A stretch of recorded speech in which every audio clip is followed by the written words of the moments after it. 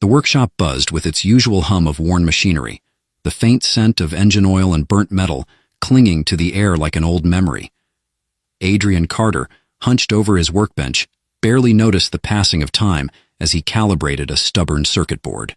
The industrial quarter of Greystone City had long since fallen silent, the clamor of its workers replaced by an eerie stillness broken only by the occasional clatter of rats in the shadows. He wiped the sweat from his brow, staring at his reflection in the tarnished surface of a nearby tool cabinet. 34, single, and utterly unremarkable. That was Adrian, a man lost in the monotony of soldering wires and fixing obsolete machines. The idea of destiny or grandeur felt as foreign to him as the stars scattered beyond the smoggy skies of Greystone. Tonight, however, the air felt different. It wasn't the factory's usual cold draft, but something heavier, charged, as if the atmosphere itself were brimming with anticipation. Adrian's hand froze mid-turn of his wrench. A faint hum, almost imperceptible, began to grow, weaving itself into the silence. He turned toward the sound, his pulse quickening. The first thing he noticed was the light, a soft, ethereal glow pooling at the edges of the room. It wasn't the harsh fluorescence of the overhead bulbs or the sporadic flickers from his console. This light was alive, pulsating gently as it bathed the workshop walls in hues of pale gold and violet. Then came the voice. Adrian Carter. It was neither a question nor a command, but something in between, like the stirring of a memory he couldn't quite place. He spun around, his wrench clattering to the floor. Standing at the edge of his workshop, where shadows should have lingered, was a figure that defied explanation. She was tall, impossibly so, with a presence that seemed to fill every inch of the room. Her eyes glowed like twin suns, piercing through Adrian as if unraveling the threads of his very being. Her features were sharp, yet graceful, her skin luminous, almost translucent. She wore a flowing garment that shimmered like liquid starlight, its patterns shifting in ways Adrian's mind couldn't fully comprehend. "Who are you?" Adrian's voice cracked, the words barely audible over the pounding of his heart. The woman took a step closer, her movements impossibly smooth, as though she were gliding rather than walking. "You do not know me, but I know you," she said, her tone both serene and commanding. "I am Lyra, envoy of Sarion, and you, Adrian Carter, are not who you think you are." Adrian's breath hitched. "What are you talking about? Sarion? What is that? Some cult?" He forced a weak laugh, hoping the absurdity of the situation would break whatever spell had taken hold of the room, but the look in her eyes told him there was no jest here. Lyra extended her hand, and from it materialized a small crystalline sphere. Inside, a swirling map of stars came to life, constellations he'd never seen yet somehow recognized. The stars danced and reformed, creating a pattern that tugged at something buried deep within him. "This is your birthright," Lyra said softly. "The map to your home." Adrian stepped back, shaking his head. "I don't know what game you're playing, but you've got the wrong guy. I'm just an engineer. I fix broken things. That's all I've ever done." Lyra's gaze didn't waver. "You are more than you believe, Adrian. The blood of emperors runs through your veins. You are the last heir to the throne of Sarion, a world that stands on the brink of ruin." Her words struck him like a thunderclap, leaving him reeling. Emperor? Sarion? This had to be a mistake. Or a dream, some elaborate trick his overtired brain was playing on him. Yet, as he stared into the swirling stars, memories began to stir. Flashes of unfamiliar skies, of vast cities shimmering with alien light, and of a name he couldn't quite grasp, but which felt achingly familiar. "I don't understand," Adrian whispered, his voice barely audible. "Why me? Why now?" Lyra's expression softened, though her eyes remained intense. "Because time is running out. Sarion is fractured, its people divided by rebellion and corruption. The Empire needs a leader, someone to unite its warring factions. That someone is you." Before Adrian could respond, the glow around Lyra intensified, and she began to fade. "Wait!" he called out, panic seeping into his voice. "You can't just drop something like that and disappear." "Seek the answers," she said, her voice echoing as if carried on the wind. "The map will guide you, and when you are ready, I will return." With that, the light winked out, leaving the workshop bathed in its usual dimness. Adrian stood there, heart racing, staring at the crystalline sphere now resting on his workbench. The constellations within it continued to swirl, casting faint reflections on the walls. He sank into his chair, his mind a storm of disbelief and unanswered questions. Who was Kaylira? What was Sarian? And most troubling of all, what if she was telling the truth? The first rays of dawn crept through the slats of Adrian Carter's apartment blinds, but sleep had eluded him entirely. The crystalline sphere sat on his coffee table, its soft luminescence casting alien shadows across the room. He'd spent the night staring at it, waiting for it to vanish or reveal its secrets, anything to convince him that he wasn't losing his mind. But the sphere remained as steadfast as the memory of Kaylira's glowing eyes. Adrian rubbed his temples, his thoughts circling like vultures over a carcass. The idea of being the lost heir to an alien empire was laughable, absurd even, yet the star map within the sphere felt eerily familiar, like a song he'd forgotten the lyrics to, but still knew by heart. He had seen those constellations before, in dreams that had haunted him since childhood. By mid-morning, Adrian found himself in his father's attic, the dusty space a labyrinth of old boxes and faded memories.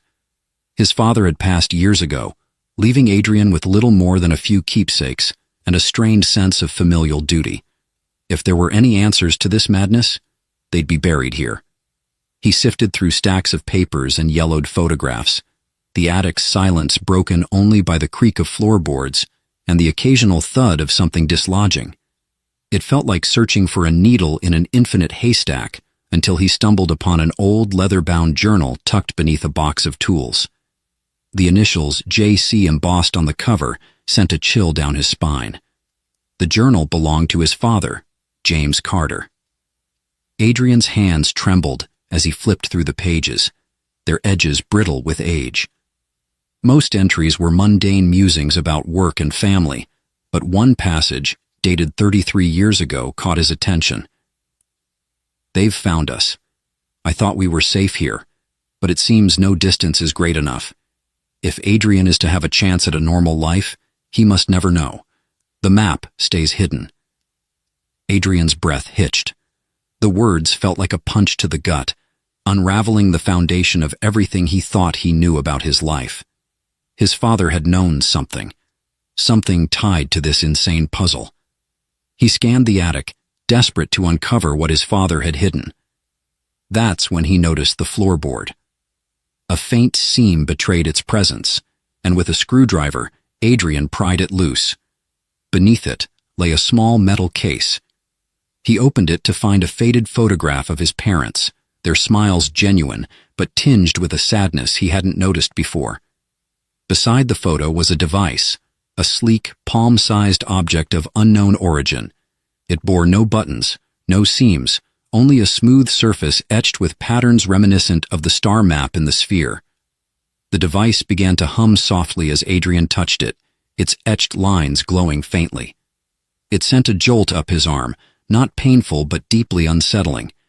He dropped it instinctively, and it clattered to the floor. But before he could examine it further, a sudden noise from below froze him in place. The attic door creaked open. "Adrian," a voice called, sharp and unfamiliar. "We know you're here." Adrian's heart thundered in his chest. He scrambled to shove the journal and device into his bag, his movements frantic and clumsy. Footsteps echoed up the stairs, heavy and deliberate. Whoever they weren't trying to be stealthy. "Hand over the sphere," the voice demanded, closer now. "And no one gets hurt." Adrian grabbed the nearest thing resembling a weapon, an old crowbar, and crouched behind a stack of boxes. His mind raced. Who were these people? How did they know about the sphere? The first intruder appeared, a tall man dressed in black with a strange, glowing device strapped to his wrist. His eyes scanned the room with a predatory gleam. Adrian held his breath, his grip tightening on the crowbar. The man took a step forward, his gaze locking onto the displaced floorboard. Adrian didn't think, he acted. He swung the crowbar with all his strength, the metallic clang echoing through the attic as it connected with the man's arm. The intruder shouted in pain, but before Adrian could follow up, another figure emerged from the shadows, a woman, her face obscured by a sleek helmet, holding a weapon that resembled no firearm Adrian had ever seen. "Enough," she said, her tone icy. She raised the weapon, its barrel humming ominously. A blur of motion erupted from behind her, Lyra. She moved like liquid lightning, disarming the woman with a fluidity that defied human limitations. In a matter of seconds, both intruders were incapacitated, their weapons rendered useless. Lyra turned to Adrian, her glowing eyes burning with urgency. "You need to leave, now." Adrian's voice was a mix of relief and confusion. "Who the hell are these people?" "Enforcers," she replied curtly, grabbing his arm and pulling him toward the attic's exit. "Agents of Sarion's ruling faction. They'll stop at nothing to secure your capture." "Capture? Why?" Adrian demanded as they descended the stairs, his legs struggling to keep up with Lyra's relentless pace. "Because you're a threat," she said, her voice tight. "Now move." The world outside was a blur of rain and neon lights as they emerged into the alley behind his apartment building. Lyra led him through the labyrinthine streets, her movements calculated yet urgent. Adrian's questions piled up, but the intensity of their flight left no room for answers. Finally, they ducked into an abandoned subway station, its eerie silence a stark contrast to the chaos they'd left behind. Lyra leaned against a wall, her luminous eyes scanning their surroundings. "They'll keep coming," she said, her voice low. "You need to decide, Adrian. Are you going to keep running or are you ready to face the truth?" Adrian stared at her, the weight of her words pressing down on him like a tidal wave. The sphere, the journal, the device in his bag, all of it pointed to a reality he wasn't ready to accept. But as the memory of his father's journal surfaced in his mind, a flicker of resolve began to take root. "What truth?" he asked finally, his voice barely above a whisper. Lyra stepped closer, her expression softening. "The truth of who you are, and the power you hold." The hum of the crystalline sphere in his bag seemed to grow louder, as if echoing her words. Adrian closed his eyes, the storm of doubt and fear raging within him. When he opened them, he met Lyra's gaze, his jaw set. "I'm tired of running," he said. "Tell me everything." The subway station was a void of silence, broken only by the distant echo of dripping water. Adrian Carter's breath fogged the air as he leaned against the cold graffiti-smeared wall, his fingers still trembling from the events of the last hour. Lyra stood a few paces away, her back straight and her glowing eyes fixed on the dark tunnel ahead. She exuded an unshakable calm, a stark contrast to the storm churning inside Adrian. "You've had enough glimpses of the truth, Adrian," Lyra began, her voice steady but laced with urgency. "But glimpses aren't enough anymore. If you're going to survive, you need to understand what's at stake." Adrian's laugh was bitter, tinged with disbelief. "What's at stake? I've been chased out of my own life, ambushed by whatever those people were, and now I'm hiding in a subway station with an alien who says I'm royalty. I think I'm pretty clear on what's at stake." Lyra turned to face him, her expression softening slightly. "What you've experienced so far is the edge of the storm. The empire you're tied to is unraveling, its factions tearing each other apart for power. If you're captured, they'll use you as a pawn to further their agendas. If you're killed, Sarion loses its last chance at unity." Adrian's brow furrowed. He wanted to scoff, to reject it all as insanity. But every piece of evidence, the sphere, the journal, the mysterious device, painted a picture that was impossible to ignore. "What does unity have to do with me?" he asked, his voice quieter now, tinged with an edge of reluctant curiosity. "I'm just an engineer. I don't even remember this Sarion," Kaylira stepped closer, her gaze piercing yet patient. You don't remember it because your memories were suppressed. A choice your father made to keep you safe. Adrian's stomach twisted. You're saying my dad knew about this? He wasn't even from Earth? He was, Kaylira replied, but your mother wasn't. Together, they sought to protect you from the chaos they left behind, but they underestimated how far the reach of the Empire's factions extended. Adrian let the words sink in, his mind scrambling to connect fragments of memory to this new reality. His father's cryptic journal entry, the hidden device, and now Kaylira's revelations, they all fit too well to dismiss. And now they've found me, he said bitterly. So what do I do? Wave this sphere around and tell them to back off? Kaylira's lips curved into the faintest hint of a smile. Not quite. The sphere is a key, Adrian. It will help you unlock the knowledge and power your parents concealed, but it's only the beginning. You'll need allies, strength, and above all, the will to fight for something greater than yourself. Before Adrian could respond, a low rumble shook the ground beneath them. The faintest vibration at first, it quickly escalated into a tremor that rattled loose tiles and sent dust cascading from the ceiling. Kaylira's expression darkened. They've found us. Adrian's pulse spiked. How? We just got here. Kaylira didn't answer. Instead, she grabbed his arm and pulled him toward the tunnel. Move. Now. They plunged into the darkness, their footsteps echoing against the cold, damp walls. Adrian's lungs burned as they sprinted deeper into the abandoned station, the faint hum of distant machinery growing louder behind them. What are they? Adrian panted. More of those enforcers? Kaylira's jaw tightened. Worse, hunters. Adrian didn't like the way the words sounded, nor the grim edge in her tone. The tunnel opened into a cavernous maintenance bay, its expanse swallowed by shadows. Kaylira stopped abruptly, scanning the area with a sharp intensity. Here, she said, guiding him behind a row of rusted support beams. Stay low and stay silent. Adrian's protests died in his throat as she raised a hand, signaling for silence. Moments later, the first hunter emerged from the tunnel. It was humanoid, but unnervingly elongated, its limbs moving with a predator's grace. Its eyes glowed faintly, mirroring the eerie hue of the sphere.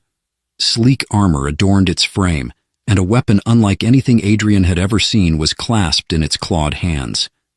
The air seemed to hum with its presence, a faint distortion surrounding it like heat waves on asphalt.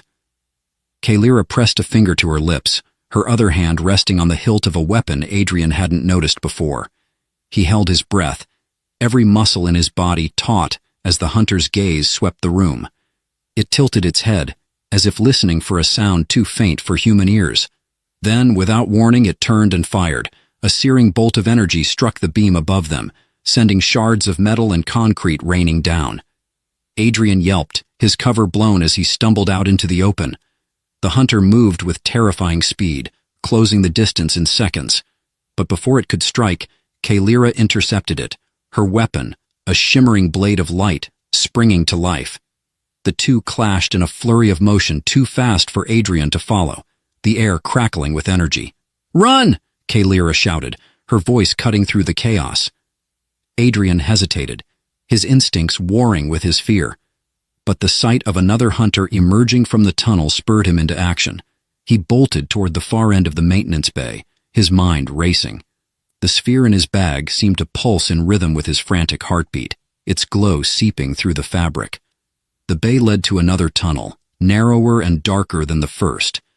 Adrian's footsteps echoed loudly, his breath coming in ragged gasps.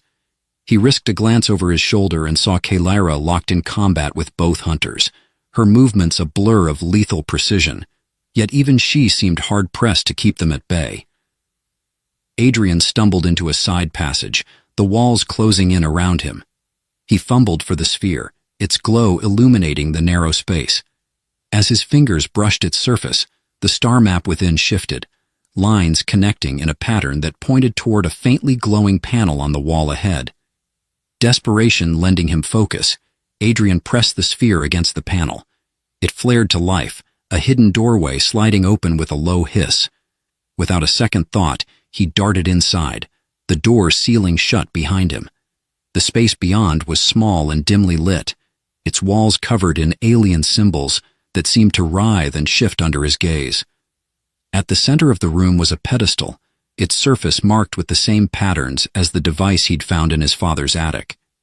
He pulled it from his bag, his hands shaking, and placed it on the pedestal. The room came alive. Symbols and lights danced around him, coalescing into a holographic display of a vast, unfamiliar galaxy. A voice, smooth and melodic, filled the air.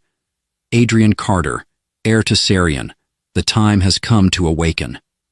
Adrian's knees buckled as the voice reverberated through the small chamber. It wasn't loud, but it carried a weight that seemed to press against his chest, heavy with significance. The swirling holographic display illuminated the room in shades of blue and silver, the alien constellations casting shadows that danced on the walls. Each symbol, each shimmering line of light, seemed to pulse in harmony with the crystalline sphere in his hand. "Awaken?" Adrian muttered, his voice barely audible over the hum of the room. His fingers brushed against the pedestal as if seeking reassurance from its solidity. "Awaken to what?" The voice continued, calm and unwavering. "To the legacy left in your care. The Sarian Empire is fractured, its harmony disrupted. You carry the bloodline capable of restoring balance, but you must choose. Embrace your role or abandon it, leaving the chaos to consume all." Adrian staggered backward, shaking his head. This has to be a mistake. I'm just a guy from Chicago. I don't know anything about empires or restoring balance."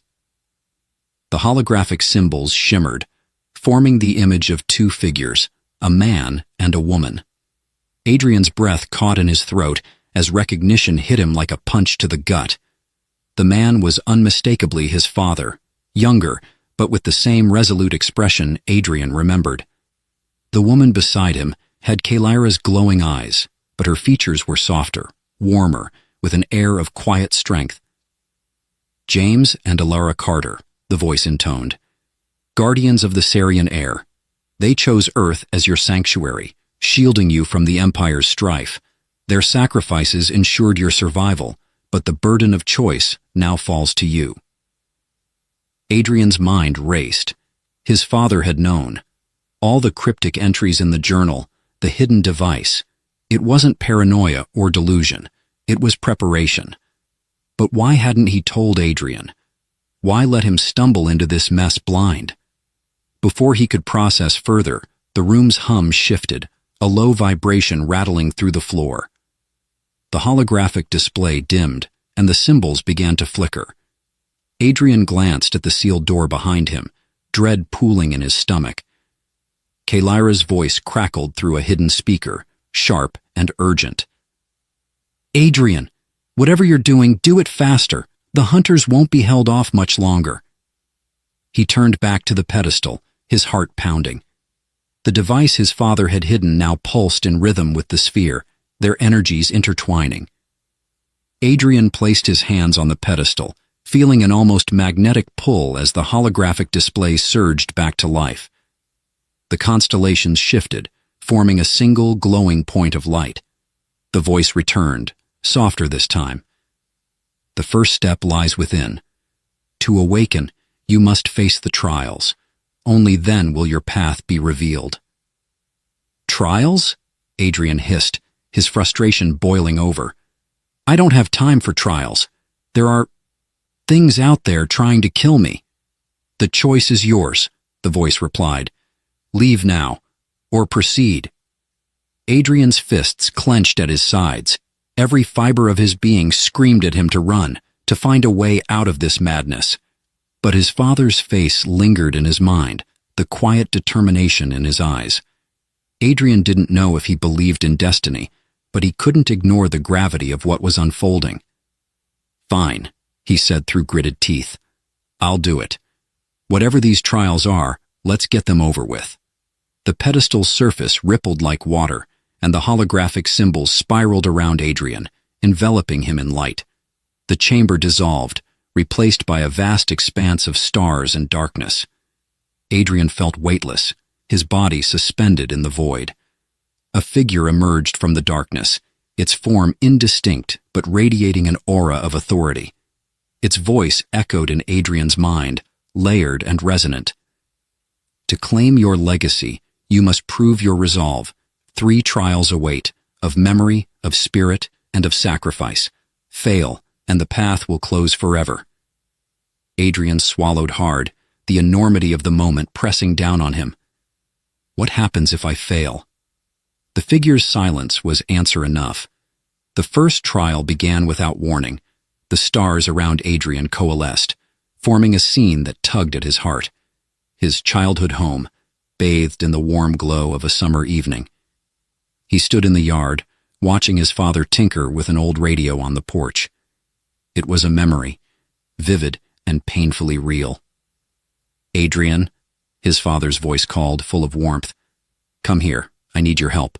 Adrian hesitated, his instincts warning him that this was more than a mere illusion, but the pull of nostalgia was strong, and he found himself stepping toward the porch. As he approached, his father's expression shifted, the warmth replaced by a cold, unfamiliar gaze. "Why didn't you save me?" his father said, his voice accusatory. Adrian froze. "What? I didn't know. You never told me anything." The scene shattered, the yard dissolving into darkness. The voice of the trial figure returned, its tone devoid of judgment. "The trial of memory reveals the burdens you carry. Accept them, or be consumed by regret." Adrian's breath came in shallow gasps. "This is insane. How am I supposed to—" Before he could finish, the second trial began. The void transformed into a stormy sea, its waves crashing around him with deafening force. He stood on a precarious rock, the wind tearing at his clothes. In the distance, Kaylira clung to a jagged cliff, her voice faint over the roar of the storm. "Help me," she cried, her usually unshakable demeanor replaced by desperation. Adrian's instincts screamed at him to act, but as he took a step forward, another figure appeared on the opposite side. It was a child, no older than 7, perched on a crumbling ledge. "Please," the child sobbed, their small hands reaching out. "Don't leave me." The rock beneath Adrian shifted, forcing him to choose. Kaylira or the child, one life for another. The weight of the decision crushed him, but the storm allowed no time for hesitation. He shut his eyes, his heart tearing in two as he made his choice. When he opened them, the sea was gone. He stood once more in the chamber, his legs trembling beneath him. The figure loomed before him, its presence both comforting and terrifying. "The trial of sacrifice reveals your willingness to endure loss for the greater good. You have passed." Adrian's voice was raw. "What about the people I didn't save? What about them?" "The path forward demands pain," the figure said, "but only through pain can purpose be forged." The third trial began. The void of the third trial gave way to a blinding light, its intensity forcing Adrian to shield his eyes. When his vision cleared, he found himself standing in a vast, featureless expanse.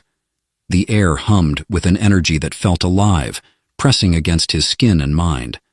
The figure from before loomed larger, its form more defined now, humanoid, cloaked in flowing light, with eyes that seemed to pierce through time itself. "The trial of spirit," it intoned, its voice resonating through Adrian's very being. "To face this, you must confront your deepest fear and claim the truth that lies within." Adrian's breath quickened as the ground beneath him shifted, transforming into a cracked and desolate landscape. The sky above turned a swirling crimson, and the air grew heavy with the acrid scent of burning metal. In the distance, a massive structure loomed, its jagged spires reaching toward the blood-red heavens. Adrian's chest tightened. He recognized this place, though he'd never been here before. It was a memory from the fragments Kaylira had unlocked. Serion, his true home, but now warped into a vision of ruin. As Adrian took a step forward, shadows began to rise from the cracks in the ground. They twisted and coiled, forming humanoid shapes with glowing, empty eyes. Their whispers filled the air, a cacophony of accusations and doubts. You don't belong here. You'll fail them all just like before. You're not strong enough to save anyone. Adrian's hands clenched into fists. The voices gnawed at his resolve, each word a dagger aimed at his heart. But amidst the chaos, another voice echoed in his mind, his father's voice. Strength isn't the absence of fear, Adrian. It's choosing to act in spite of it. The shadows surged toward him, their forms solidifying into grotesque, clawed figures. Adrian braced himself, his mind racing. He had no weapon, no ally to fight beside him. But then he remembered the sphere, its warmth still pulsing in his hand. He held it up, its light flaring to life, casting the shadows back. The figures hissed and recoiled, their forms unraveling under the sphere's brilliance. Adrian took a step forward, then another, the light growing stronger with each stride. The whispers grew fainter, replaced by a deep, resonant hum that filled him with a strange sense of clarity. At the base of the towering structure, a doorway appeared, its edges shimmering with the same light as the sphere. Adrian stepped through, the oppressive landscape dissolving behind him. He found himself in a grand chamber, its walls adorned with symbols that seemed to pulse in time with his heartbeat. At the center of the room stood a pedestal, and upon it rested a crown unlike any he'd imagined. It was sleek and metallic, yet organic in design, its surface etched with the constellations of Sarian. The figure reappeared, its form now fully realized. It stepped forward, its movements graceful and deliberate. You have faced the trials and proven your worth, Adrian Carter. The legacy of Sarian is yours to claim, but with it comes the burden of leadership. Will you accept it? Adrian's gaze lingered on the crown. He thought of Kalira, still fighting to protect him. He thought of his father, who had sacrificed so much to keep him safe. He thought of the child in the trial, the life he couldn't save, and he thought of Earth, his home now inextricably linked to this alien empire. He took a deep breath, the weight of the decision settling over him. If I take this, what happens to me? To Earth? The figure's eyes softened, its voice less imposing now. You will become the unifier Sarian needs, a bridge between worlds. Earth will be protected, and its people will thrive under your guidance. But your path will not be easy. Many will challenge you, and sacrifices will be required. Adrian's hand hovered over the crown. He felt the warmth of the sphere in his pocket, its light a steady reminder of the strength he'd found within himself. He thought of the choices he'd made, the trials he'd faced. This wasn't just about him anymore.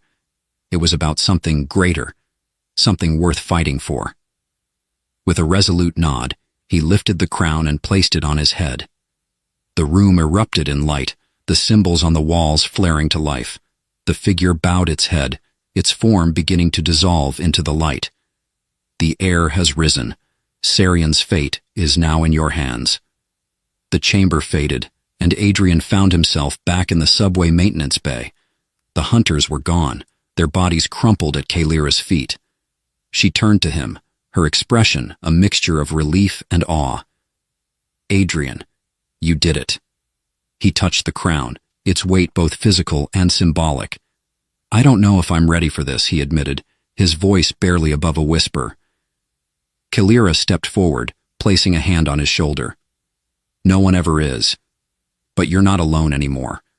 We'll face this together. Adrian nodded, the enormity of his new reality settling in. The sphere in his pocket pulsed once more, a reminder of the journey still ahead. He took a deep breath and straightened his shoulders. For the first time, he felt a spark of something he hadn't allowed himself to feel in weeks: hope. The fight was far from over, but Adrian Carter, heir to Sarian, was ready to face it. The sky above Viner was a dull, oppressive gray, stretched taut like an unspoken secret. Beneath it sprawled the starship graveyard, a metallic wasteland of fractured hulls and skeletal frames, where silence reigned, but for the occasional whisper of shifting sands. Ethan Cade crouched in the shadow of a rusting cruiser, his gloved fingers brushing the charred edge of a panel. The air carried a faint tang of ozone, the remnants of some long-forgotten battle that had scarred this place and left it for scavengers like him. Something wasn't right. His eyes narrowed as he studied the faint trail of disturbed dust leading into the wreckage. It was subtle, easily mistaken for the work of wind, but Ethan had spent years in places like this, and his instincts whispered caution. Slinging his toolkit over his shoulder, he stepped forward, boots crunching against the gritty ground. His hand drifted to the makeshift blaster holstered at his side, a relic from a war older than him, unreliable but comforting in its weight.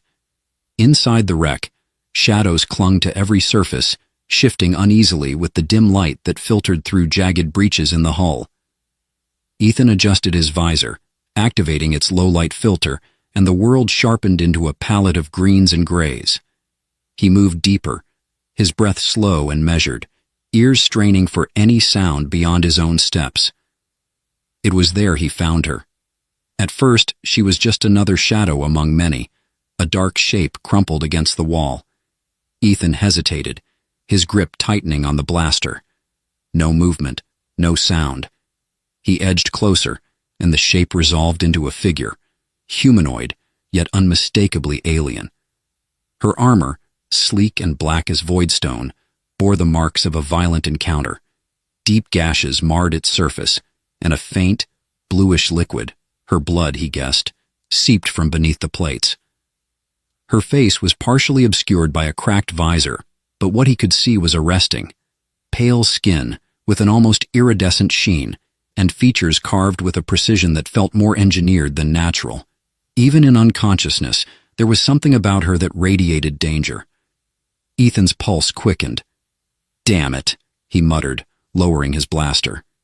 He knelt beside her, careful not to touch her just yet. Up close, the damage was worse than he'd thought. Whoever or whatever had done this had meant to kill her. And yet, she was alive. Barely.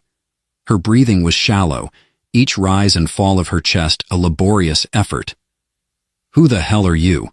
he whispered, though he didn't expect an answer. Her armor, though battered, bore no insignias or identifying marks, only an intricate pattern etched into its surface, like circuitry, but alive, pulsing faintly with a rhythm that mirrored her breathing. He'd never seen anything like it, and that unsettled him. The galaxy was vast and strange, but this was something else. His hand hovered over her helmet, hesitation warring with curiosity. He needed to know what he was dealing with, but removing her visor felt like a violation, an unspoken line he wasn't sure he wanted to cross. A soft, rasping sound broke the silence. Ethan froze.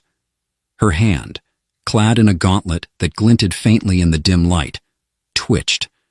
Her head tilted just slightly, and her lips moved, though no sound came out. It wasn't a plea or a threat, just a faint, instinctive movement that sent a chill down his spine. "Stay with me," he said, though he wasn't sure if he was talking to her or himself. He moved quickly now, setting his blaster aside and pulling a small med kit from his pack. The tools were crude, meant for patching up human wounds, but they'd have to do. His hands worked with practiced efficiency, sealing the worst of the gashes and stabilizing her breathing with a portable oxygen module. The faint blue glow of her blood as it clotted under the spray of coagulant was mesmerizing and unnerving. When he finished, she was still unconscious, but her breathing had steadied. Ethan leaned back, exhaling a breath he hadn't realized he was holding. "You're not going to make this easy, are you?" He didn't expect an answer, but something about the way her head tilted again, as if in response, made his stomach knot. The next hours were a blur of activity as Ethan hauled her back to his makeshift camp, a cluster of scavenged equipment hidden in a hollow beneath the wreckage of an old freighter. The journey was grueling, her limp form heavier than it looked, her armor cold and unyielding against his arms. By the time he set her down on the crude cot he'd rigged up, sweat clung to his skin despite the chill in the air. As he worked to strip away the damaged sections of her armor, revealing more of her strange, pale skin, questions swirled in his mind. Who was she? What was she doing here, in this forgotten corner of the galaxy? And why did he feel an odd sense of responsibility for her survival? He didn't have answers, but he knew one thing. Whatever storm she was part of, It was coming for them both. Ethan sat back, running a hand through his dark, sweat-dampened hair. The alien woman lay motionless, her breathing steady now, but her presence was like a coiled spring, tense even in stillness. He should leave, cut his losses, and disappear before anyone came looking for her. And yet, as he watched her, he couldn't shake the feeling that he'd just stepped into something far bigger than himself, something he couldn't walk away from. Ethan sat hunched over the smoldering remains of his campfire, its flickering light casting jagged shadows against the walls of the hollow. Outside, the howling wind swept across the metallic wasteland, its mournful cries a constant reminder of how far removed he was from the rest of the galaxy. Normally, the isolation brought him solace. Tonight it felt like the weight of the entire cosmos was pressing down on his shoulders. The alien woman lay on the cot a few meters away, still as death, her breathing the only sign she hadn't crossed the threshold. Her helmet and armor lay in a disassembled heap beside her, their intricate circuits dim and lifeless now. Stripped of her battle-hardened shell, she seemed smaller, more fragile, though Ethan knew better than to trust appearances. Even in her unconscious state, there was a coiled tension in her form, a latent energy that hinted at the warrior beneath. Who was she? What had she been running from? Ethan's gaze drifted to the patch of pale skin at her shoulder where the fabric of her undersuit had torn. Beneath the jagged wound, her flesh shimmered faintly, as though veins of liquid light coursed beneath the surface. He'd seen a lot in his years scavenging the ruins of forgotten wars. Alien tech, bio-augments, even the remnants of experimental AI. But nothing like this. The soft beep of a proximity alarm yanked him from his thoughts. Ethan shot to his feet, his hand instinctively going to the blaster at his side.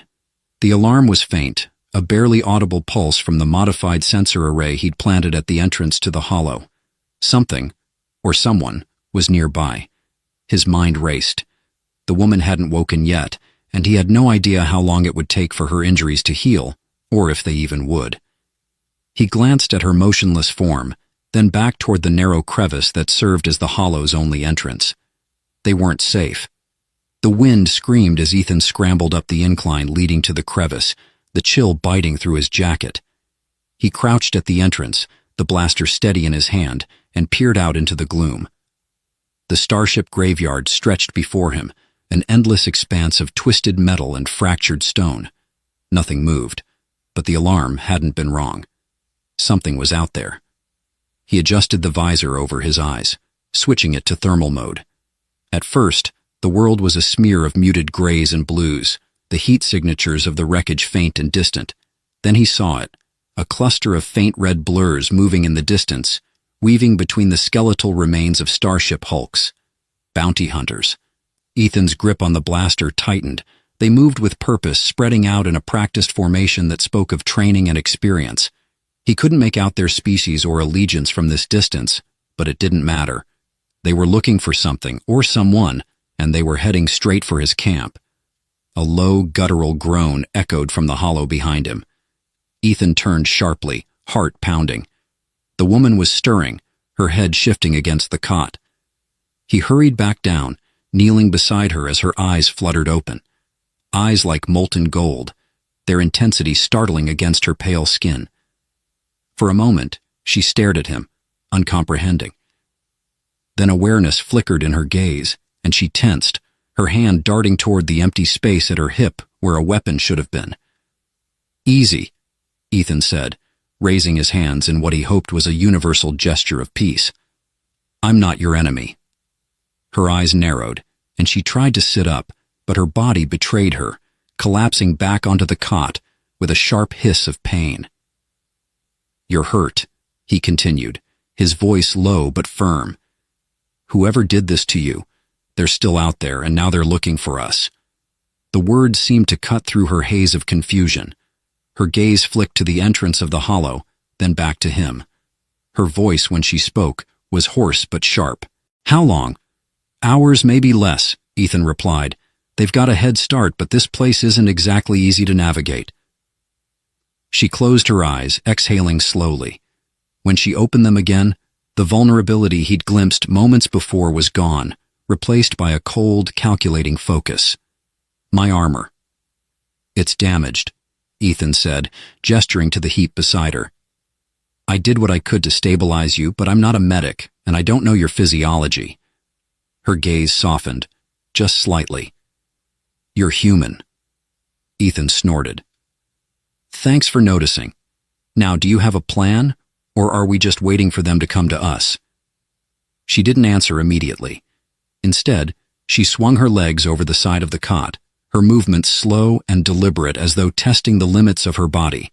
Ethan started to protest, but the look she shot him silenced the words in his throat. Help me, she said, gesturing to the armor. Ethan hesitated, then moved to assist her. As he worked to reattach the least damaged pieces, he couldn't ignore the scars that marred her body beneath the armor, some old, others fresh. This woman had seen battle, and plenty of it. Who are they? He asked, as he secured the chest plate. Bounty hunters, she replied curtly, sent by my people. To finish what they started? To clean up the mess. Ethan swallowed hard, the weight of her words sinking in.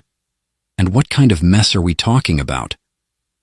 For a moment, he thought she wouldn't answer, but then she said, the kind that ends with a war. The next hour passed in tense silence as they prepared for the inevitable. Ethan scavenged what supplies he could from the hollow while Carrie, she had given him her name in clipped tones, tested the limits of her recovered strength. When the first blaster shot echoed through the graveyard, Ethan was ready. They're here, he said, his voice low but steady. Carrie stood beside him, her armor still battered but functional, her golden eyes gleaming in the dim light. She held a blade now, sleek, black, and humming faintly with energy. They won't stop, she said. Ethan glanced at her, then back toward the crevice. Neither will I. For the first time, she smiled, a small, sharp thing that sent a chill down his spine. Good. As the bounty hunters closed in, Ethan felt the knot of fear in his chest harden into something else. Whatever storm he'd stumbled into, he was in it now. And there was no turning back. The smoke still clung to the air, acrid and stinging, as Ethan stumbled back into the hollow, dragging Carrie behind him. Her steps faltered, and he nearly lost his grip on her arm as she sagged against the wall, her armor slick with scorched marks and faint, glowing cracks. Outside, the wreckage of the graveyard lay in eerie silence, the remnants of their battle littering the ground, broken weapons, shattered drones, and the unmistakable trails of blood, some human red, others darker and iridescent. They had survived. Barely. Ethan lowered her into the cot with care, his breaths ragged. His own wounds stung, but he ignored them, his attention fixed on the alien assassin who had somehow become his responsibility. You said they wouldn't stop, he muttered, crouching beside her as she worked to unlatch the damaged segments of her armor. You weren't kidding. Carrie's golden eyes flicked to him, her expression unreadable. They were scouts. The real threat hasn't arrived yet. Ethan blinked, his stomach sinking. Scouts? Carrie inclined her head, grimacing as she peeled away a piece of armor to reveal a deep gash beneath. The exposed flesh shimmered faintly, the glow pulsing like a heartbeat. They were testing us, seeing how far I've fallen. Fallen? Ethan echoed, but she didn't answer. Instead, she turned her focus inward, her breathing steadying as she began to close off the wound with a small, handheld device. The tool hissed faintly, emitting a soft blue light that knitted her flesh together. Talk to me, Carrie, Ethan pressed, frustration edging into his voice. If we're going to survive this, I need to know what we're up against. I need to know why they want you dead. For a moment, he thought she would ignore him again, but then she spoke, her voice low and measured, as if reciting from memory. My people are called the Drillari, she began. We were bred for precision, for loyalty. Once we were mercenaries, selling our skills to the highest bidder. Then we became something more, shadows in the galactic war machine. We executed the missions no one else could. No one else would.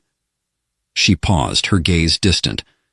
I was one of the best, a specter, bound by the code, loyal to my mentor, to my kin. Ethan frowned. And now they're hunting you? Carrie's lips pressed into a thin line. Because I broke the code. Because I saw what they were hiding. The silence stretched between them, heavy with unspoken truths. Ethan leaned back, running a hand through his hair. He had spent years avoiding entanglements, staying clear of anything that might pull him into the galaxy's endless web of conflicts.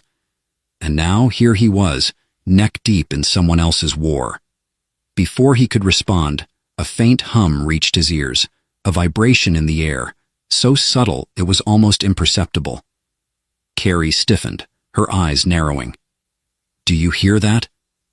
Ethan nodded, his pulse quickening. What is it? She rose slowly, her movements fluid despite her injuries. Not a what, a who. Ethan grabbed his blaster, his instincts kicking in. Together, they moved toward the hollow's entrance, the tension between them palpable. When they emerged, the source of the hum became clear. Hovering above the graveyard was a sleek black craft, its surface glinting like obsidian under the pale light of the planet's twin moons. The craft bore no insignia, no markings to identify its allegiance, but Carrie's reaction was immediate. Spectre class, she murmured, her voice taut. Yours? Ethan asked. Not anymore. The ship descended slowly, its thrusters kicking up clouds of dust. Ethan squinted, his visor scanning the craft for signs of life. It wasn't until the ramp extended, hissing softly as it touched the ground, that he saw the figure emerge. A man. At least, Ethan assumed it was a man. His build was humanoid, but his features were sharper, more angular, with skin the color of polished steel. His eyes glowed faintly, the same molten gold as Carrie's, and his movements were unnervingly precise. Carrie, the man called, his voice carrying effortlessly across the expanse. Carrie stepped forward, her blade at her side. Vekar. Ethan's grip on his blaster tightened. Friend of yours? Not exactly. The man, Vekar, stopped a few meters away, his gaze sweeping over Ethan with a faint sneer before settling on Carrie. You've caused quite the stir, he said. The council is not pleased. Carrie tilted her head, her expression unreadable. The council doesn't scare me, not anymore. Vekar's smile was razor-thin. Brave words for someone on the run. Ethan glanced between them, the tension crackling like static. Mind filling me in here? Who's this guy? An enforcer, Carrie said without taking her eyes off Vekar. Sent to bring me back, or kill me if I refuse. Vekar's smile widened. The council prefers the former, but they'll settle for the latter. Ethan raised his blaster. Yeah, well, she's not going anywhere with you. Vekar's gaze shifted to him, amused. A human? How quaint. Before Ethan could retort, Carrie stepped forward, her blade flashing in the moonlight. You're wasting your time, Vekar. I'm not going back. Vekar sighed as though disappointed. I thought you might say that. In a blur of motion, he drew a weapon from his side, a sleek, curved blade that shimmered with energy. The fight was instantaneous, Carrie meeting his strike with a ferocity that belied her injuries. Ethan could only watch, his blaster useless in the face of their speed. The two Drillari moved like shadows, their blades clashing in a dance that was both beautiful and terrifying. But it wasn't just a fight, it was a conversation, every strike and parry laced with meaning. You betrayed us, Carrie, Vekar hissed as their blades locked. No, she snarled. I freed myself. Their words struck a chord in Ethan, the implications swirling in his mind. What had she discovered that was worth betraying her people? And why did he feel like the answer would change everything? When the fight ended, it was with a single decisive blow. Carrie's blade found its mark, slicing through Vekar's defenses and leaving him crumpled on the ground. She stood over him, her chest heaving, her blade trembling in her hand. "Carrie," Ethan said softly, stepping forward. She turned to him, her golden eyes blazing. "We need to leave. Now." Ethan nodded, glancing at the downed enforcer. "What about him?" Carrie hesitated, then shook her head. "He's not the real threat. Not yet." As they retreated into the hollow to prepare for their next move, Ethan couldn't shake the feeling that they had crossed a line, and there was no going back. The small, cobbled-together craft hummed with a low, uneven rhythm as it soared through the dense cloud layer. Ethan adjusted the controls, his jaw clenched in concentration, his knuckles pale as they gripped the worn console. Beside him, Carrie sat still, her golden eyes locked on the horizon, unreadable as ever. The weight of what they'd left behind, and what lay ahead, pressed against the walls of the cockpit like a physical force. Vakar's broken figure was still fresh in Ethan's mind, his taunts echoing in the quiet hum of the ship. "Why didn't you kill him?" Ethan asked, finally breaking the silence. Carrie didn't respond at first. Her gaze remained fixed on the endless expanse of clouds, her hands folded tightly in her lap. Then, with the faintest edge of weariness in her voice, she said, "Because killing him would have sent a message." Ethan frowned. "And sparing him doesn't?" She turned to him, her eyes sharp. Not the same message. It wasn't the answer he'd expected, but then again, nothing about her had ever been predictable. Ethan sighed, shifting his focus back to the controls. "So what now?" "We just keep running?" Carrie's lips pressed into a thin line. "Running won't save us, but there's someone who might." Her words were quiet, but they carried a weight that made Ethan glance at her sharply. "Someone? Who?" She hesitated, as if debating whether to tell him. Then, with a slow breath, she said, "Dr. Lena Vashti." The name meant nothing to Ethan, but the way Carrie said it, as if it were both a lifeline and a curse, made his pulse quicken. "Let me guess," he said. "She's not exactly easy to find." Carrie's gaze shifted to the console, her expression tightening. "She's in hiding, but if we can reach her, she'll have the answers we need." The coordinates Carrie provided led them to the edge of a decaying orbital station, suspended like a forgotten relic in the void. Its once polished surface was tarnished with time, and the faint glow of its docking lights flickered erratically. Ethan brought the ship in carefully, his instincts prickling. Everything about the station screamed danger, a place where the desperate and the damned converged. As they docked, Carrie rose, strapping her blade to her side. Ethan followed her lead, grabbing his blaster and holstering it at his hip. "Stay close," she said, her tone leaving no room for argument. They stepped into the station's dimly lit corridors, the air thick with the scent of metal and decay. The echoes of distant voices and clattering machinery reverberated around them, creating an uneasy rhythm. Ethan's eyes darted around, his grip on the blaster tightening. "This place gives me the creeps." Carrie didn't respond, her focus razor-sharp as she navigated the labyrinthine halls. Finally, they reached a small, unmarked door. She paused, glancing back at Ethan. "Let me do the talking," she said. He nodded, stepping aside as she pressed a sequence of numbers into the keypad. The door hissed open, revealing a dimly lit chamber filled with monitors, wires, and a faint hum of energy. At the center of the chaos stood a woman. She was slight, her movements precise as she adjusted a piece of equipment. Her dark hair was streaked with gray, and her eyes, sharp and calculating, flicked up as they entered. "Carrie," the woman said, her tone both surprised and wary. "I didn't think I'd see you again." "Lena," Carrie replied, her voice carefully neutral. Lena's gaze shifted to Ethan, her brow furrowing. "And this is?" "A complication," Carrie said simply. Ethan bristled but kept quiet. The tension in the room was palpable as Carrie and Lena spoke in clipped, measured tones. Ethan stayed near the doorway, his unease growing with every passing second. "She doesn't trust us," he muttered under his breath, mostly to himself. "Smart of her," Lena said suddenly, turning her gaze to him. Her voice was sharp but not unkind. "Trust is a luxury around here."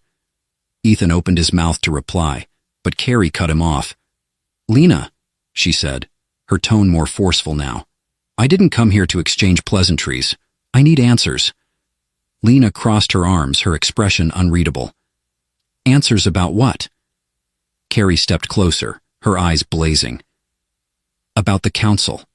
About why they betrayed me." The room fell silent, the hum of the equipment the only sound. Lena's gaze softened slightly, a flicker of something like pity crossing her face. "You really don't know, do you?" she said quietly. Carrie's jaw tightened. "If I knew, I wouldn't be here." Lena sighed, running a hand through her hair. "It's not just about you, Carrie. It's about control. The Council's been playing both sides of the galactic conflict for years, profiting from the chaos. You were a threat to their plans, so they eliminated you." Ethan frowned. "Eliminated her how? By sending her to die on that rock?" Lena shook her head. That was just the beginning. The Council has bigger plans, and Carrie's survival is a loose thread they can't afford. Carrie's expression hardened. "What plans?" Lena hesitated, then moved to one of the monitors. She tapped a few keys, and an image flickered to life. A schematic of a massive station, its design sleek and ominous. "They call it the Ascendant," she said. "A weapon, one powerful enough to tip the balance of the war in their favor." Ethan's stomach twisted. "And they're building it now?" Lena nodded grimly. "If they finish it, no one will be able to stop them." And the weight of her words settled over the room like a storm cloud. Carrie's hands curled into fists, her mind racing. "If we destroy the Ascendant," she said, her voice low, "we expose the Council's plans. We end their control." Lena arched a brow. "Easier said than done. The station is heavily guarded, and its location is classified. Even I don't know where it is." Carrie turned to Ethan, her gaze steady. "We'll find it." He blinked. "We will?" She stepped closer, her voice soft but firm. "You saved my life, Ethan. Now I'm asking you to help me save countless others." Ethan swallowed hard, the weight of her request settling in his chest. He didn't trust the Council, didn't care for the galaxy's politics, but this was bigger than that, bigger than either of them. "Fine," he said finally. "But if we're doing this, we do it my way." Carrie tilted her head, a faint smile ghosting across her lips. "Agreed." As they left Lena's chamber, the weight of their mission pressed heavily on them. They were running out of time, but for the first time they had a purpose, and that purpose would change everything. The Ascendant loomed in the void like a predatory beast, its sleek obsidian hull pulsating with an ominous crimson glow. It was beautiful in its monstrosity, a deadly monument to the Council's unchecked ambition. The ship's sheer size dwarfed Ethan's craft, casting it in a shadow that seemed to swallow even the faint starlight. Inside the cockpit, the tension was suffocating. Ethan sat at the helm, every muscle taut, his eyes scanning the station's defenses. Carrie stood beside him, her hand resting on the hilt of her blade, her golden eyes fixed on the distant target. "They know we're coming," she said, her voice low but steady. "They've known since we left the station," Ethan replied. "Subtlety isn't exactly our strong suit." Carrie didn't argue. She shifted her gaze to the console, where a holographic schematic of the Ascendant flickered. The core, an energy nexus that powered the entire station, was their target. Destroy it, and the Ascendant would collapse in on itself, taking the Council's plans with it. The trick was getting there alive. The Ascendant's defense grid erupted as they approached, turrets swiveling to lock onto their ship. Ethan gritted his teeth, jerking the controls hard to the left as a barrage of plasma fire tore past them, illuminating the darkness with flashes of green and white. "Hold on!" he shouted, slamming the throttle forward. Carrie braced herself, her fingers gripping the edge of the console as the ship shuddered under the force of a near miss. "You call this flying?" she snapped. "I call it surviving," Ethan shot back. The ship dived and weaved through the barrage, Ethan's reflexes keeping them just ahead of the destruction. But the defenses were relentless, and the hull groaned under the strain. "We won't make it at this rate," Carrie said, her voice tight. Ethan glanced at her, his jaw set. "Then we need a distraction." Her expression hardened. "You mean a suicide run?" "No," he said firmly. "I mean we split up. You take the escape pod, get inside, and find the core. I'll keep their attention out here." Carrie stared at him, her eyes narrowing. "You won't survive." "Neither of us will if we don't try," Ethan said. "This is the only way." For a moment she didn't respond. Then with a sharp nod, she turned and headed for the escape pod. "Ethan," she said as she climbed inside, her voice softer now. He turned to look at her, his expression unreadable. "Don't die," she said simply. He managed a faint smile. "I'll do my best." Carrie's pod launched just as Ethan swung the ship into a reckless dive, drawing the turret's fire. The small craft hurtled toward the Ascendant, its trajectory precise. Carrie's heart pounded as the pod's hull scraped against the station's surface, its clamps latching onto the exterior. She moved quickly, her movements fluid and practiced as she exited the pod and slipped into the station through a maintenance hatch. The corridors were dark and labyrinthine, the air thick with the hum of energy. Her blade was in her hand before she even realized it, the weapon a comforting weight. She moved silently, her senses heightened, every shadow a potential threat. Meanwhile, Ethan's ship was a blur of motion, his maneuvers growing more desperate as the turrets closed in. He fired back when he could, but his focus was on survival, on buying Carrie enough time to complete her mission. The ship shuddered violently as a direct hit tore through the rear engine. Alarms blared, and smoke filled the cockpit, but Ethan gritted his teeth and kept going. "You've got this," he muttered to himself. "Just a little longer." Carrie reached the core chamber just as the alarms began to sound. The Nexus was a swirling vortex of energy, its light blindingly bright, its power almost tangible. But she wasn't alone. A squad of guards stood between her and the core, their weapons trained on her the moment she entered. Carrie didn't hesitate. She moved like liquid lightning, her blade a blur as she cut through them with precision and grace. By the time the last guard fell, she was breathing hard, her blade slick with blood. But there was no time to rest. She approached the core, her hand hovering over the control panel.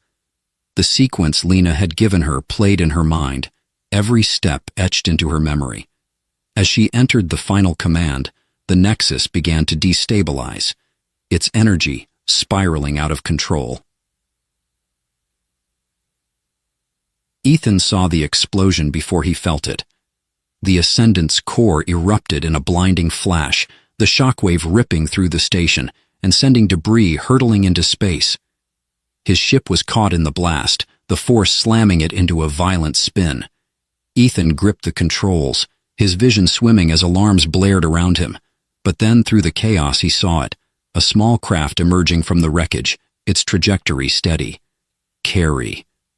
Relief flooded through him, and he managed a shaky laugh. "You made it." Her voice crackled through the comms.